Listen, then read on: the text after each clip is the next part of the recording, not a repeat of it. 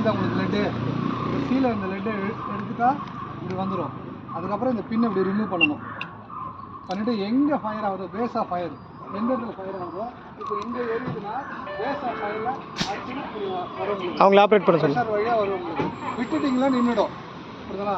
எவ்வளோ பெரிய ஃபயர் ஆகுதாலும் எவ்வளோ பெரிய ஃப்ளேம் வந்தாலும் கீழே இருந்து தான் அது எரியும். அந்த இடத்துல எப்பவுமே ஃபயர் எரியாது. கீழே இருந்த பேஸ் ஆஃப் ஃபயர் பேஸை நீங்கள் கண்ட்ரோல் பண்ணிட்டீங்கன்னா ஆட்டோமேட்டிக்காக அந்த ஃப்ளேம்லாம் கீழே இறங்கிடும் உங்களுக்கு. அதனால் பேஸ் ஆஃப் ஃபயரில் கரெக்டாக நீங்கள் ஒரு வாட்டியோ 2 வாட்டியும் நீங்கள் அடிச்சிட்டிங்கனாலே ஃபயர் கட் ஆஃப் ஆகிடும். சரியாக அடிக்கிறனா தான் அது திரும்பவும் அது எரியும். அதனால் பேஸ் ஆஃப் ஃபயரில் நீங்கள் அடிக்கணும். சரியா? யாரும் வாங்கினா வாங்க.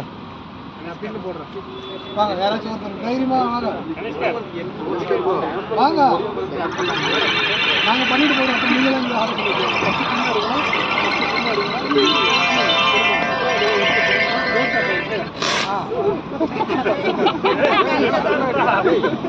வாங்க, அடுத்தவங்க யாராச்சும் வாங்க, அடுத்தவங்க யாராச்சும் வாங்க.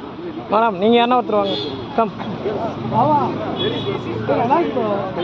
வாங்கம்மா வாங்கம்மா.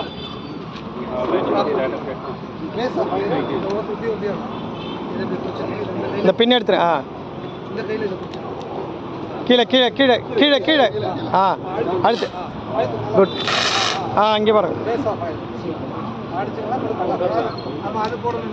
அடுத்தவங்க யாராவது இன்னும் கொஞ்ச நேரம் தான் வரும். வாங்க சீக்கிரம் யாராவது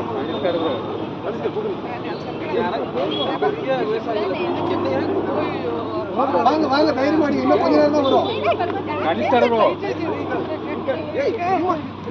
அடிங்க ஜி. என்ன இருக்குது இதில்? என்ன இருக்கு? எடுத்துட்டு அடிங்க.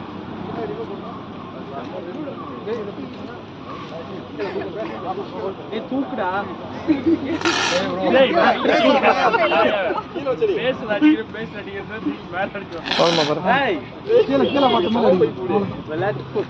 அவ்வளோதான். பண்ணிடுவா.